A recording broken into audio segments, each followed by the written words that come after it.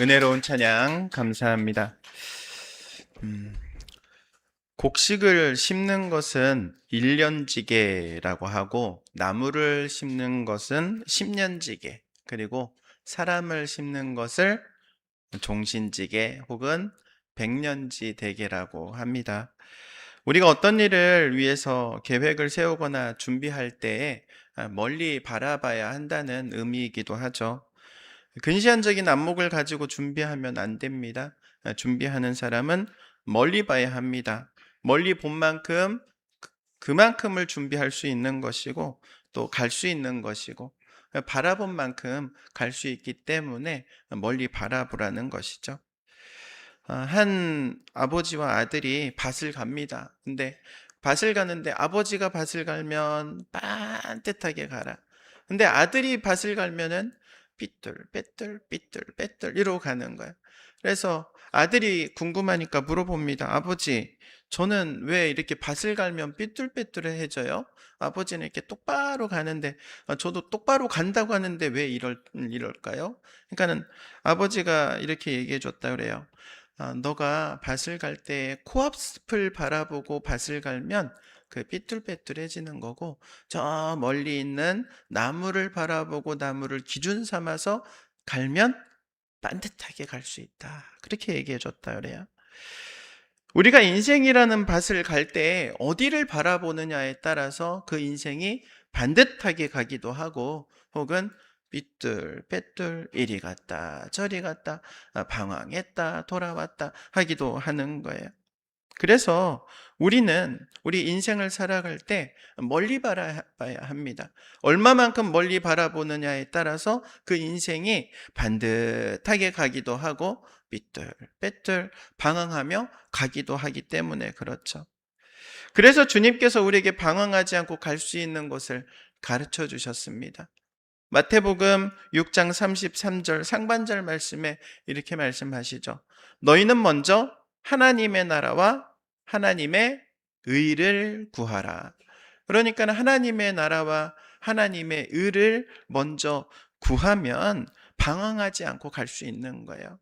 여러분, 인생을 방황하고 있다. 그러면 그 인생의 방황에서 하루속히 벗어나기 위해서는요, 인생의 목표를 하루속히 바꿔야 되는 거예요. 무엇으로 바꿔야 되느냐? 하나님의 나라, 하나님의 의로 바꿔야 되는 거예요. 그렇다면 우리가 추구해야 할 하나님의 나라는 과연 무엇일까? 하나님의 나라를 말할 때에는요, 세 가지로 이해할 수 있습니다. 성경은 세 가지를 함께 사용을 해요. 첫 번째는요, 이 땅에 세워지는 하나님의 나라가 있습니다. 하나님의 나라. 복음을 듣고 예수님을 믿었어요. 그래서 하나님의 자녀가 되고 하나님의 백성이 되었어요. 그러면 그 사람이 하나님의 나라인 겁니다. 그래서 하나님의 나라는 어떻게 확장되어져 가느냐? 우리가 예수 그리스도를 전하고 그 전한 예수 그리스도를 사람들이 믿으면 하나님의 나라가 그만큼 확장되어져 가는 거예요. 그러니까 이 땅에 이루어지는 하나님의 나라가 있는 겁니다. 내가 우리 집안이 불신가족인데 나 하나 예수를 믿었어. 그리고 나를 통해서 내 가까이 있는 형, 누나, 동생들이 예수를 믿었어. 부모님이 예수를 믿었고 우리 일가 친척이 예수를 믿었어. 그러면 그만큼 하나님의 나라가 커진 거예요. 커진 거예요. 여러분의 손길을 통해서 그리고 입술을 통해서 하나님의 나라가 확장되어져 가기를 주의 이름으로 축원드립니다. 그 첫 번째 하나님의 나라는 이 땅에 이루어지는 나라고, 두 번째 하나님의 나라는 우리가 죽어서 가게 될 곳, 천국도 하나님의 나라인 거죠. 예수 믿고 죽으면 어디 간다? 천국 간다. 그 천국이 하나님의 나라입니다. 그거는 지금 당장은 우리가 갈 수 없어. 죽어야 가는 곳이야. 죽어야. 여러분 다 예수 믿고 천국 가시기를 바랍니다. 천국에서 만나야지, 천국에서.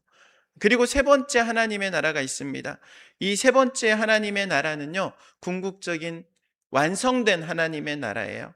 그것은 천국, 그리고 이 땅에 이루어진 하나님의 나라 플러스 완성이 되어져 가는데, 언제 완성이 되느냐? 예수님께서 오실 때에. 예수님께서 재림하신다고 하셨잖아요. 다시 오시겠다고 하셨잖아요. 그 다시 오실 날에 새 하늘과 새 땅이 열린다고 그랬죠. 그 새 하늘과 새 땅이 완성되는 하나님의 나라인 거예요. 천국과 이 땅의 나라가 합쳐지는데 새 하늘과 새 땅으로 열리게 되는 하나님의 나라인 거예요. 성경에서 하나님의 나라를 이야기할 때에는 이 세 가지 의미가 혼용돼서 섞여서 사용이 돼요. 그래서 어느 때에는 천국의 의미가 있을 때도 있고, 어느 때에는 이 땅에 이루어진 하나님의 나라의 의미도 있고, 어떤 때에는 완성되는 하나님의 나라라는 이런 의미들이 함께 있는 겁니다.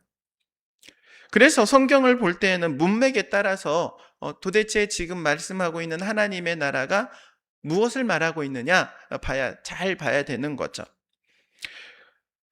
그러나 결국 최종적으로 하나님의 나라가 의미하고자 하는 바는 하나입니다. 바로 예수님께서 주인공 되어 주셔서 다스리는 나라라는 것. 예수님 안에서 하나님의 약속이 이루어지고, 예수님을 통해서 정의가 이루어지고, 예수님에 의해서 하나님의 나라가 완성되어지는 거예요. 예수님이 주인공인 거예요. 예수님이 주인공. 그래서 우리는 예수님을 놓치면 안 됩니다. 그리고 하나님의 나라는 목적지이기도 합니다. 목적지. 우리가 도착해야 될 곳인 거예요. 궁극적으로. 우리가 가야 할 방향이라고도 말하죠.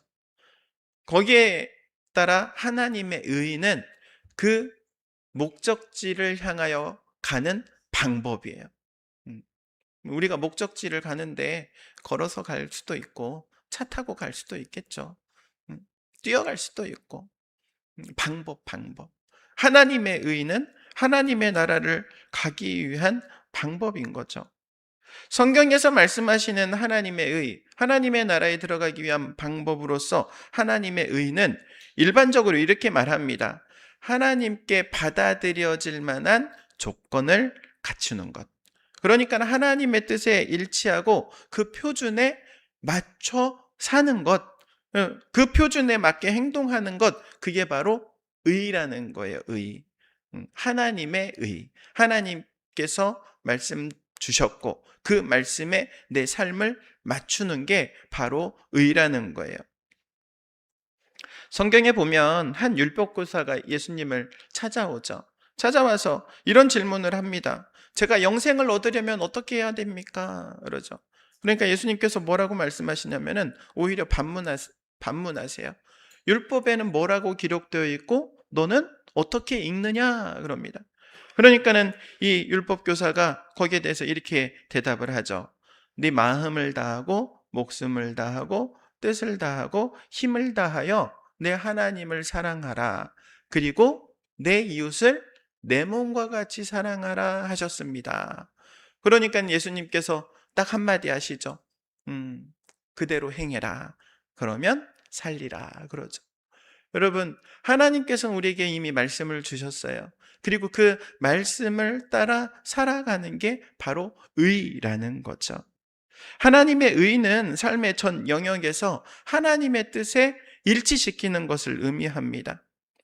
하나님의 뜻에 일치하는 삶이 의이기 때문에 우리는 반드시 하나님의 뜻을 알아야 되기도 하는 것이죠. 그리고 하나님께서는 우리에게 자신의 뜻을 가르쳐 주셨죠. 하나님의 말씀 성경을 통해서 가르쳐 주셨고 예수님께서 제자들을 가르쳐 주셨듯이 가르쳐 주셨고 성령의 감동하심으로 우리가 기도할 때 예배드릴 때 찬양할 때 가르쳐 주십니다. 하나님께서는 이미 우리에게 필요한 모든 말씀을 해주신 거예요. 그 뜻을 알려주셨어요. 우리가 하나님의 말씀을 묵상하는 이유가 무엇입니까?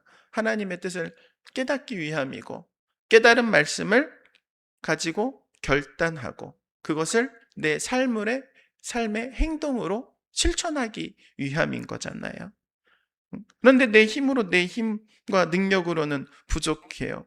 그래서 그 동력원을 공급받기 위해서 말씀을 묵상하는 거죠. 그런데 문제는 우리가 아무리 노력하고 수고한다 할지라도 하나님의 의에 이룰 수 없다는 게 문제라는 거예요.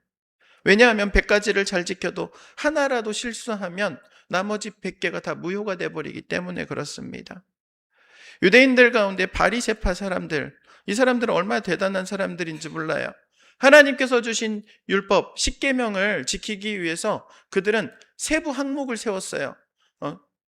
248개의 하라라는 세부 항목, 그리고 365개의 하지 말라라는 세부 항목을 세워놨어요. 그리고 그 율법을 지키기 위해서 아주 열심이었던 사람이에요. 바리새인 가운데 한 사람인 바울이 있죠.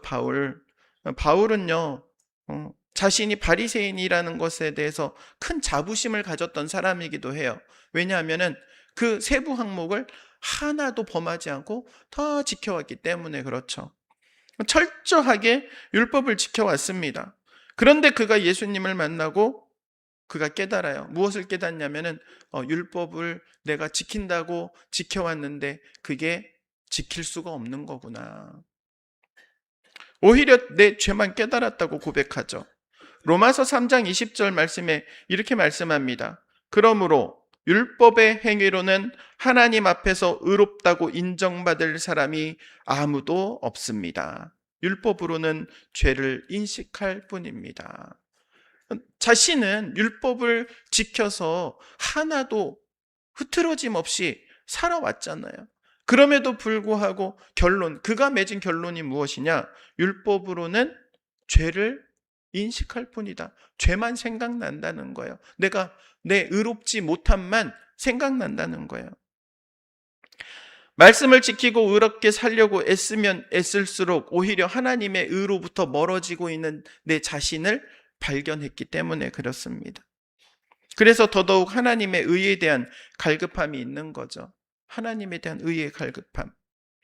아모스 선지자는 다음과 같은 말씀을 합니다. 아모스서 8장 11절 말씀에 하반절에 이렇게 말합니다.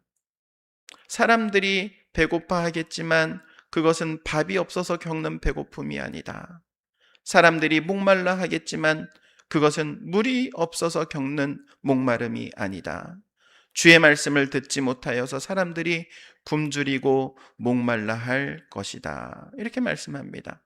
먹을 양식이 없어서가 아니라 마실 물이 없어서가 아니라 하나님의 말씀이 없어서 하나님의 은혜가 없어서 하나님의 의가 없어서 줄이고 목마른 상황인 거예요. 하나님의 의를 덧입고자 하는데 그 의를 완성하지 못한 좌절이 있는 겁니다. 하나님의 의를 이루고자 하는데 그 의를 이룰 수 없음에 한탄하는 거예요. 내가 하나님의 의에 도달하고자 하는데 도달하지 못함에 애통해야 하는 거예요. 이렇게 의에 줄이고 목마른 사람들을 위해서 예수님께서 이 땅에 오셨습니다. 할렐루야, 아멘. 예수님께서 줄이고 목마른 사람들을 향해서 내가 먹을 양식과 음료를 가지고 왔다, 이렇게 말씀하시죠. 요한복음 6장의 내용 가운데 그렇게 말씀하시는 부분이 있어요. 내가 곧 생명의 떡이라 내 살을 먹고 내 피를 마시라. 내 살은 참된 양식이요 내 피는 참된 음료다, 이렇게 말씀하시죠.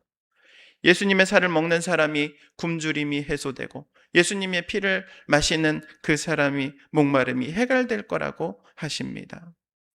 요한복음 6장 54절에 이렇게 말씀합니다. 내 살을 먹고 내 피를 마시는 사람은 영원한 생명을 가지고 있고 마지막 날에 내가 그를 살릴 것이다.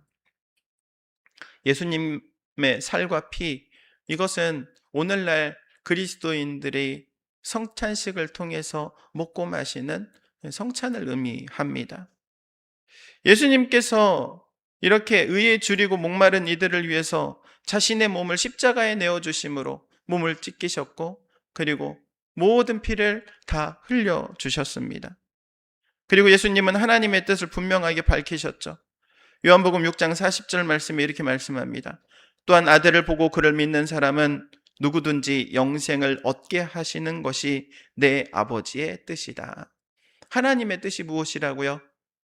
아들이신 예수 그리스도를 믿고 영생을 얻는 것. 그게 아버지의 뜻, 하나님의 뜻인 거예요. 우리 하나님의 뜻을 한마디로 요약하자면 이렇게 말할 수 있는 겁니다. 하나님의 나라를 완성하는 것이에요. 이 세상을 구원하시는 거예요. 그리고 그것을 위해서 이 땅에 있는 모든 사람들을 하나님의 자녀 삼는 거예요. 예수 그리스도의 복음을 전해서 하나님의 자녀 삼는 것, 그게 하나님의 뜻입니다. 사도 바울은 예수님께서 이 땅에 오셔서 십자가를 통하여 이루신 의에 대해서 다음과 같이 말씀합니다. 로마서 3장 22절과 24절에서 26절 말씀에 이렇게 말씀합니다. 그런데 하나님의 의는 예수 그리스도를 믿는 믿음을 통하여 오는 것인데 모든 믿는 사람에게 미칩니다. 거기에는 아무 차별이 없습니다. 24절, 그러나 사람은 그리스도 예수 안에서 얻는 구원으로 말미암아 하나님의 은혜로 값없이 의롭다는 선고를 받습니다. 25절, 하나님께서는 이 예수를 속죄 제물로 내어 주셨습니다. 그것은 그의 피를 믿을 때에 유효합니다. 하나님께서 이렇게 하신 것은 사람들이 이제까지 지은 죄를 너그럽게 보아주심으로써 자기의 의를 나타내시려는 것이었습니다. 26절, 하나님께서 오래 참으시다가 지금 이때에 자기의 의로우심을 나타내신 것은 하나님은 의로우신 분이시라는 것과 예수를 믿는 사람은 누구나 의롭다고 하신다는 것을 보여주려는 것입니다. 아멘. 이것이 바로 하나님께서 예수 그리스도를 통하여 우리에게 주시는 하나님의 의인 것입니다. 의에 줄이고 목마른 사람들의 특징이 있습니다. 은혜에 갈급해야 하는 겁니다. 하나님의 은혜가 갈급한 거예요. 줄이고 목마른 상황, 여기서 줄이고 목마르다라는 말은 그냥 한 끼 정도 굶어서 줄였다, 굶었다 이런 의미가 아니에요. 굶어서 지금 죽을 지경이 된 거예요. 이미 수일 동안 먹을 게 없어가지고 못 먹어서 죽어가는 상황인 거예요. 갈증도 마찬가지예요. 뭐 단순히 그냥 운동하고 나서 느끼는 갈증 정도가 아니에요. 지금 목이 타들어가서 죽어가고 있는 상황인 겁니다. 먹을 게 없어서 마실 물이 없어서 죽어가고 있는 상황이에요. 이런 배고픔과 갈증, 내가 해결할 수 없는 겁니다. 하나님의 의는 내 힘으로, 내 노력으로, 내 공로로 이루어지는 것이 아니에요. 그렇기 때문에 은혜가 주어져야 하는 겁니다. 그렇기 때문에 은혜를 사모하는 거예요. 다윗이 시편 42편에 그렇게 이야기하죠. 1절에 보면 하나님, 사슴이 시냇물 바닥에서 물을 찾아 헐떡이듯이 내 영혼이 주님을 찾아 헐떡입니다. 우리에게 별로 실감나지 않은 말일 수도 있어요. 왜냐하면 우리나라는 물이 많기 때문에. 그런데 이스라엘이라는 나라는요, 건기가 되면 물 한 방울 내리지 않습니다. 6개월 동안 비 한 방울 오지 않아요. 비 한 방울. 그런데 목이 말라 있는 이 사슴이 헐떡이는 게 지금 마지막 숨을 헐떡이는 거예요. 마실 물이 없어가지고 그 갈증 때문에 죽어가고 있는 상황이에요. 정신없이 헤매는 것은요, 사생결단하는 행동인 겁니다. 그런 사슴의 갈급함에 자신의 갈급함을 비유하고 있는 거예요. 1절과 2절 뭐라고 말씀합니까? 하나님, 사슴이 시냇물 바닥에서 물을 찾아 헐떡이듯이 내 영혼이 주님을 찾아 헐떡입니다. 내 영혼이 하나님 곧 살아계신 하나님을 갈망하니 내가 언제 하나님께로 나아가 그 얼굴을 배울 수 있을까? 다윗이 자신의 마음을 고백하고 있는 거예요. 하나님을 만나고자 하는 마음, 하나님을 만나고 싶어하는 간절함이 있는 겁니다. 은혜를 사모하는 사람에게는 이러한 간절함이 있는 거예요. 은혜를 사모하는 사람의 마음이 이렇게 갈증 때문에, 배고픔 때문에 하나님을 찾는 겁니다. 이것이 바로 신앙생활인 거예요. 여러분의 마음을 채울 수 있는 것은 오직 하나님의 은혜입니다. 다른 걸로 채울 수가 없는 거예요. 남편도 아내도 자식도 그 빈자리를 채울 수 없는 겁니다. 재산도 아니 내 마음을 만족시켜 주지 못하는 거예요. 하고 싶은 거 다 해 보았지만 남은 거는 빈 공허감 뿐이에요. 세상에 있는 것은 먹으면 먹을수록, 그리고 마시면 마실수록 더 배고프고 더 갈증을 느낍니다. 그러나 은혜로 채우면 배도 부르고 갈증도 해소되는 거예요. 여러분, 자식이 먹는 것만 봐도 배부르다는 말이 있잖아요. 먹어서 배부른 게 아니에요. 음, 내가 내 욕구를 채워서가 아니에요.